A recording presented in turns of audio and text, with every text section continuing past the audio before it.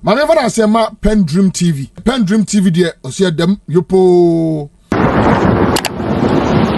Now, NDC. They say it's my party.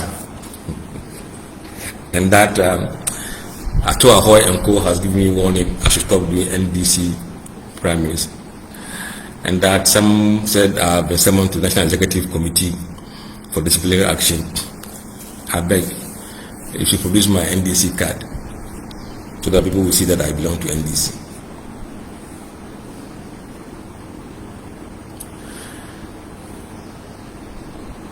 Let's look at NDC. But let me first tackle those who say it's too early. It's too early. We don't want this. I can tell you that those people who are harboring ambition have set up their teams already. Yes, they won't tell you.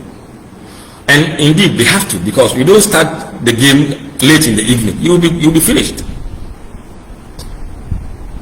You start your data work much early to inform you where the race was, even the day Mama was sworn in, where it is now. Those who know data know the value of data. But indeed, this work is not meant for them. Our stakeholders are many, including Ghanaians, who are our priority. Besides Ghanaians, there are global organizations who want to know who Ghana may elect after Mahama. Today, they are asking questions. Who will likely be sworn in as president in 2029? You think I have to wait for you to tell them what I think it will happen? So your call and your noise will not stop anything that we are doing, because we're not here for you. We are here for a bigger client. You happen to be consumers of that information. So we're not going to heed to your calls. You shout loudest, we will not mind you. And it is fair for the public to know where things stand and where things might go. Public opinion. It's not a crime. You can pick opinion on anything today. It's not a crime. Nobody can send it to court for public opinion. You can disagree with it. You can just shut your ears or close your eyes. And that's within your right. That's within your right. Now, these companies want to know who will lead Ghana in 2029. You know why? Some of the sovereign investors, big time investors who move money, some move their funds to jurisdictions based on policies of the government. Some policies favor certain investors, and some policies don't favor certain investors. They are looking into their portfolio of investment, where to move their investment. Should they move X% to Brazil, X% to Africa, or let's say South America, North America, Europe, Asia? They have a portfolio of investment. Those who have not done fast financing before, I'm giving you a bit of a lesson here. The big fund managers move their money globally based on where they believe their returns will come from, and they spread their portfolios, their eggs. They don't put all their eggs in one basket. So some eggs will be in Africa. There will be some investment in Africa. When it comes to Africa, Africa is big. Where should the money go? Should it go to Nigeria? Should it go to South Africa, Botswana, Kenya, Ghana, Ivory Coast, or where? Where the money goes depends on expected return, whether they are investing for short, medium, or long term. Some may want to stay there for maybe 10, 15 years. And if the policy of the government that you expect to be in power for the next 8 years doesn't favor you, they will move their investment to a jurisdiction where they believe the future government would enact policies that will enhance their return on investment. This is big business. This is not Eza or Bukurudu Yeshi. This is investment, and the polling help these entities.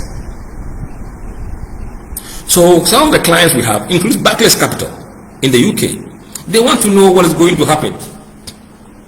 In the last election, we met a group of investors from New York, from Europe, from Asia, and from South Africa. We had 3 hours meetings going through polling data, asking us questions about who could win the election, and if they win the election, who do you think will be the finance minister? They will have names. They will ask you. So the work we do as analysts goes beyond polling. As a pollster, we go deeper. We engage deeper in the data and advise investors of where we think the direction is going. We are making impact in that way. You think I'll go and tell investors that, oh, it's going to be NPP, NDC, when the fact doesn't support that conclusion? We are a private company. Remember that. So whatever we tell investors, either sovereign investors or strategic investors, is based on the facts, the data we have. We will not depart from data. Even if my father was contesting as a flag bearer, I will not follow the data because I will not follow him because it's my father. No. I always go with my head, not my heart. So the investors have interest in knowing who will be Ghana's president in 2029. So if you don't want to see it, please don't come here. Close your eyes. Don't follow our polls. You can tell the media houses not to publish them, but it will be out there. Those who want to see will see. We are getting the request right now. That is why in our polls you can see that we are even looking ahead in 2020 election. Who would you vote for? Because we want to advise our client that based on what we are seeing, we think NPP might elect this person, NDC might elect that person, and when they elect these two persons and they come head to head, this is where we think the race could go. As of today, we are doing that. For NDC, we have 4 leading candidates that we are pairing against NPP leading candidates. And eventually, when NPP elects their candidate, we would drop one of them and then use the remaining frontrunners in NDC to pair until they have their own candidate. And we switch to do NPP, NDC, and the rest. So that time will come. So NDC people, don't say that it's not time. If you don't understand why it is time, I think you just keep your mouth quiet a bit and let us do our work. You are just a consumer of our product. You are not the only consumers. NPP, same. We have a bigger audience or bigger stakeholders we are looking at. NDC has a list, a long list, but eventually that list will be cut to 4. Why 4? We set a criteria that if you are not getting at least 5% of the popular vote, your name will be put among others. The names are too many. We want to have a narrow field and move on to see what people do. So what are the current polling numbers say? In the past, started with so many names, all the names we can think of in NDC, from Iwadaku, Joshua Alabi, Amakofibuwa, Okuvandapoy, Eriko Poku, Zenato Ajiman Rollins, Nana Opoku Ajiman, Dankwah, Saving Ketia, Haruna Ibisu, and Atifos. These are the names, even at times was Gulitano in it. So we have the potential name that could, come in there and say, I want to contest. So we've kind of covered most of the names over time. But we've realized that over time, the race is beginning to consolidate. And we have some few numbers that few names we're going to be focusing on. And those names are what we'll be taking going forward. So let's look at the NDC list and the permutations. In the current round, the names that were put out there were Eriko Poku, Joshua Alabi, Dankwah, Julius Deborah, Jinano Poku, Saving Ketia, Atifosin, and Haruna Ibisu. We asked them, who do you think should lead the NDC? Those who mentioned names, Haruna is still leading, 26%. Atifosin, 23%. Saving Ketia, 22%. Jinana, 11%. 7% Julius, 6% Dankwah, 3% Alabi, and 2% Eriko Poku. These are the preferences of Ghanaians, not delegates. Preferences of Ghanaians. Just like the NDC one. When you have elected your own candidate, you bring that person to the nation for a decision to be made. So the views of the citizens are equally important. will vote. Now, if you look at this, what you see is that 25% of NPP voters prefer Haruna Iddrisu. 21% prefer Atufosi. 22% prefer Asedin Ketia. 14% prefer Jenana Opoku. 8% Deborah, and 5% Ablakwa. And if you look at the NDC people, 29% of NDC people prefer Haruna Iddrisu. 23 prefer Atufosi. 23 Asedin Ketia. So Asedin Ketia is tied in NDC with Atufosi. Nana 9%, Julius 7%, and Black 7%. You can see that there are about 4 Akan candidates. Together they make up what a big number of the percentage among NDC. If you take Julius 7%, Nana 9%, Nkitia 23%, Atu 23%. So 62% of NDC voters go to a Cant candidate. 62. So the Cants are split at the moment because of the way the race look like. When it comes to floating voters, it is split between Haruna Iddrisu 23, Ato 23, Mosquito 23, Jinana 13%, Deborah 7%, Ablakwa 7%. So this is the nature of the NDC race. Now, if you compare this current data to the previous one, which is in October this year, Haruna Iddrisu has declined by 3% from 29 to 26%. Atufosi has moved from 18% to 23%, 5% increase. Asedin Ketia has declined from 24 to 22, 2%. Jinana, who was 0 then, but she wasn't in, now 11%, up 11%. Deborah was 10%, now 7%, down 3%. Ablakwa 8%, now down 6%. Alabi was 2, now 3. So you could see that the movement between October and December went to largely Atufosi and Jenanopo. Atufosi, because of the budget, we all know that, we can't deny it, the budget, the economy, the sentiment of the people, he gets the credit and he's getting that momentum.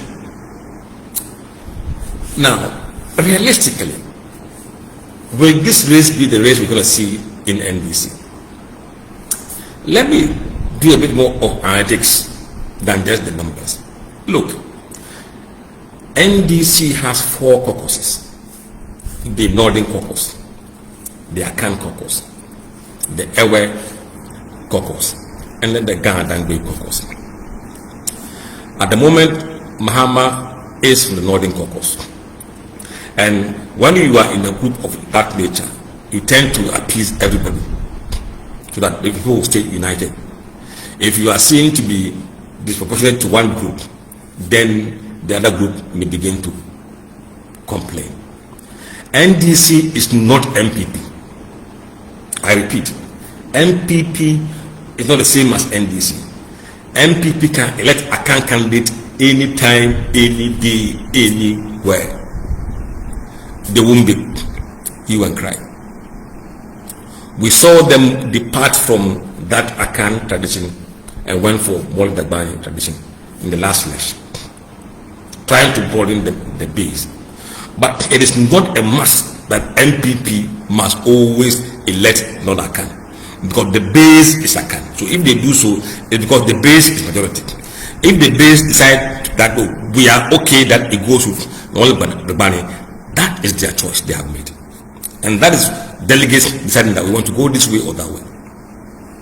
When you come to NDC, they are what we call frefrekobo. Small group here, small group there, small group there, small. So you must keep unity to keep the group stronger. So on that basis, it will be very difficult for the Northern Caucus to argue that they should be allowed to go again. That, I think, it is a given or open secret. So Haruna Iddrisu somehow has been disadvantaged with Mahama's presidency. Then the other options will be what? The Akans, the Evers, and the Gandangis. So the candidates that we have, which of them is stronger among the Akans, among the Ewe group, among the Gandangis? Then you see that the Akans appear to be very strong and dominant, and they get most of the support. But the Akans in the end must choose one of them, one of their own, or they will split their vote. So whoever is able to court the other groups to form an alliance with them, a coalition with them, will eventually emerge to lead NDC. If Asedi Peter is able to form an alliance with the northern sector or Harun's faction and is able to draw support from the Ghana Dangbe and the Ewes, he will by no means be the NDC flag bearer. If somehow Jinana decides to stay and contest, and maybe I don't see Atifosin going against Jinana, absolutely no way. If Jinana contests, Atu will not go. Then the accounts will look at whether Jinana is the person to support and who will the other blocks support. If it is Mosquito, can he put alliances together? If it is Atifosin, can he put alliances together to form a broader coalition to enable him to compete strongly? Let me tell you what is going to happen. If we take Haruna Bisu out of the race because we think North will not be something that can be sold to the delegate, and we say that Jinana Opoku, by her age and physical condition in terms of health, may be difficult for her to really run a national campaign in 2028 when she will be around 76 years old. So on that basis, let me say I'm putting her on the side. Then you have Asedi Ketiat, Atufosin, Julius Debra, Ablakwa, Alabi, and Egobogu. Who would the voters prefer? When we did that, Atufosin jumps to second place with 37% of the vote. Asedi Ketiat 33%. Debra goes 12%. Ablakwa 11%. Alabi 4%. 3% Egobogu. So if somehow we are able to confirm Haruna and Jinana will not go, then the pairing will change for us. They will probably use Atifosin, Asedi Ketia, Debra, and Ablakwa. But until then, we use the first race to determine the top four. When you do that, you see Atifosin suddenly leading. Interesting thing is that if you add the vote of the young people, if you add Atifosin 37, Ablakwa 11, that is 48%. Nearly 50% of the voters are voting for two candidates, Atu and Ablakwa. Nearly 50%. And the remaining 52 is going to 4 other older people. Does it make sense? Did I say anything? It tells you that people are yearning for younger people.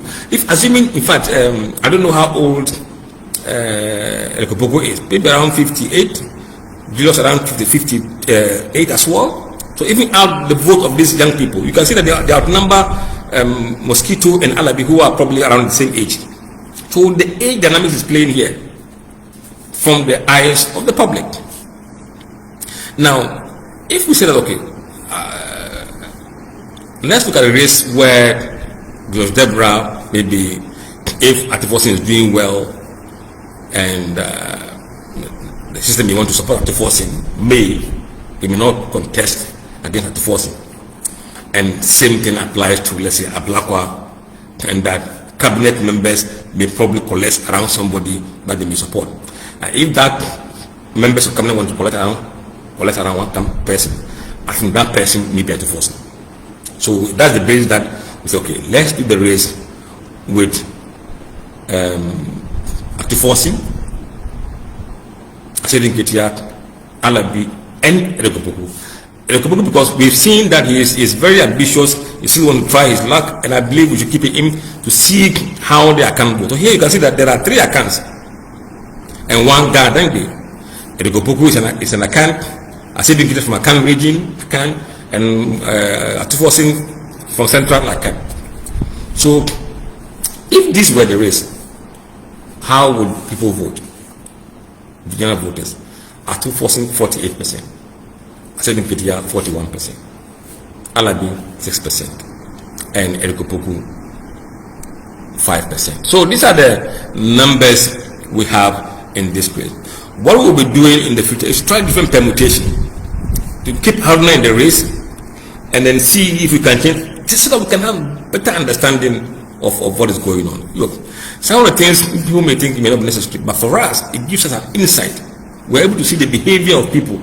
Not the party leaders or not the candidates, but the behavior of their followers. When you take out Haruna, where do Haruna people go? They will tell Haruna that, oh, naturally it means that if my people go to Asedi Nketia, that is where my alliance should go. That is an insight.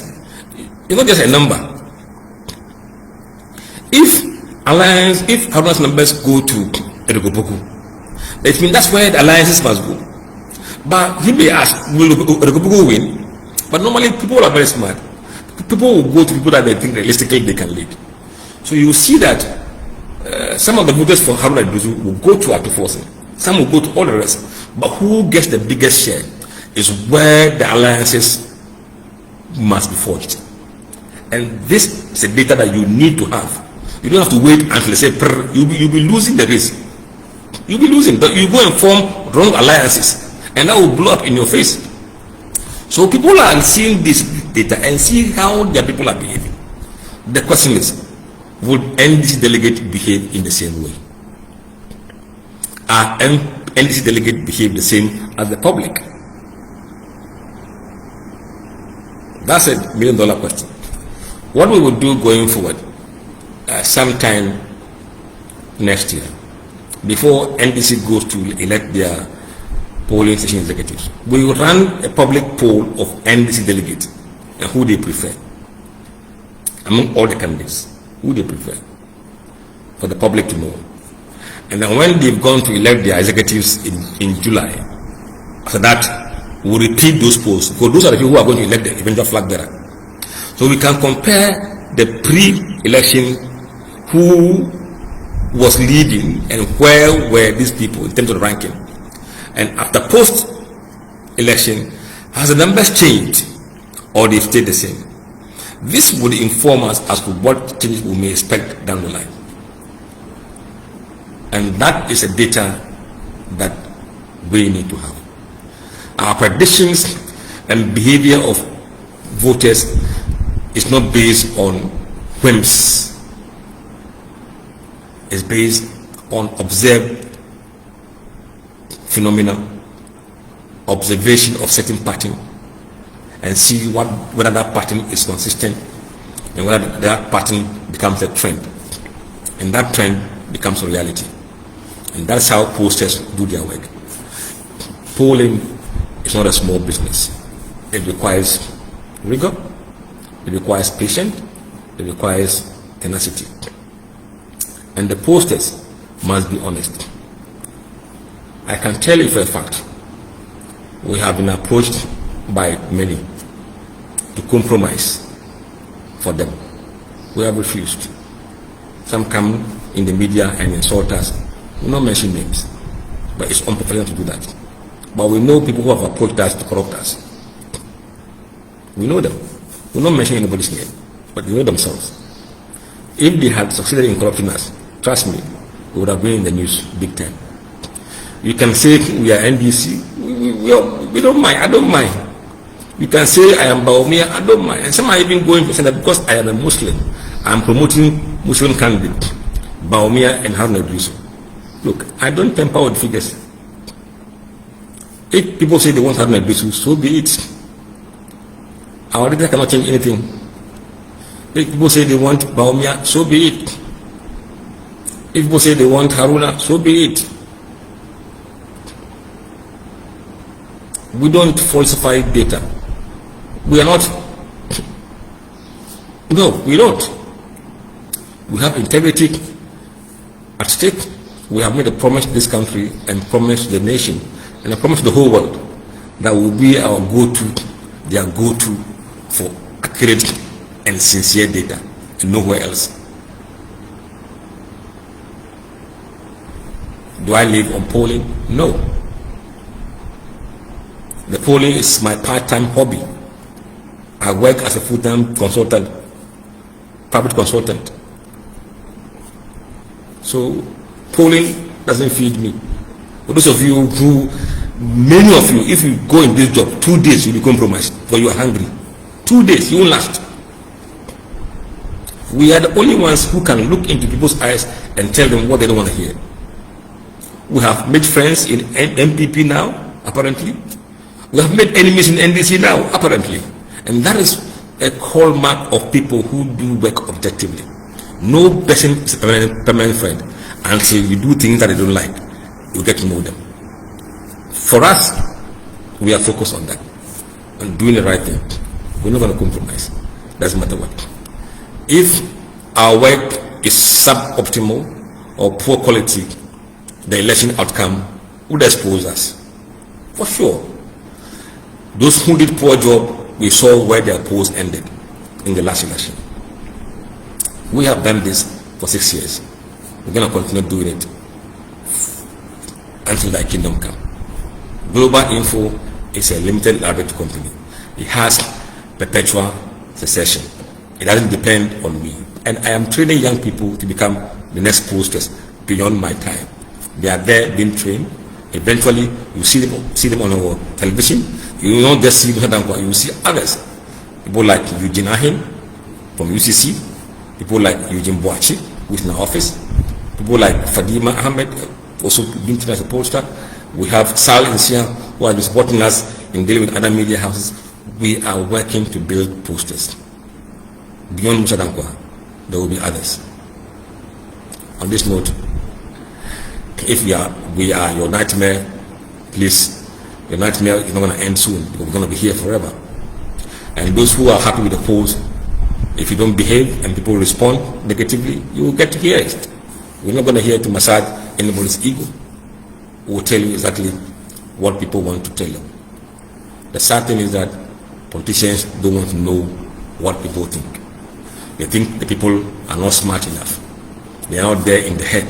They can mislead them. The time has changed. Social media has changed so many things. You can't lie, get away with it. I cannot lie, get away with it. I will be exposed. So you would be. So let's do this game fairly, accurately, and objectively. Objectively. Neutral. There's nothing like neutral. There is nothing like neutral. Forget about those people who have neutral. Neutral on what? Have you ever voted in this country before? Voted for NPP or NDC before? You can say that I am a floating voter. That's different. But if you are commenting on issues, look, you have either voted for NPP or NDC before. But it's what you are doing reflecting the truth, the reality, and objective. That is what is most important. If I am NDC, card-bearing member of NDC, and I do polls that show MPPs winning, and you win, would you say that my polls are bogus, bought by NDC? If you are an MPP pollster and you do a poll that says MPP is losing and MPP goes to lose, does that affect the work you have done? You are MPP. There are people globally, even in the United States, they have what we call democratic leaning posters, GOP or Republican leaning posters. It means that they are either with Democrats or Republicans. But methodology doesn't depend on the party you support. That is a science. Methodology does not depend on a political party. And in polling, what matters is the methodology, not the person's party. Those who can Google, do so right now. There is somebody, gentleman in the UK called Lord Ashcroft. Just type Lord Ashcroft. Ashcroft. Ashcroft. Lord Ashcroft. He is a Lord in the House of Lords in the UK. He's a leading Conservative House of Lords member. He is a philanthropist. He is a financier of the Conservative Party. He propound and PENDREAM TV now so far so good. Say open online portal e Ghana. Nipa share, nipa follow, nipa comment here. To my best of knowledge, without any biases, PENDREAM TV.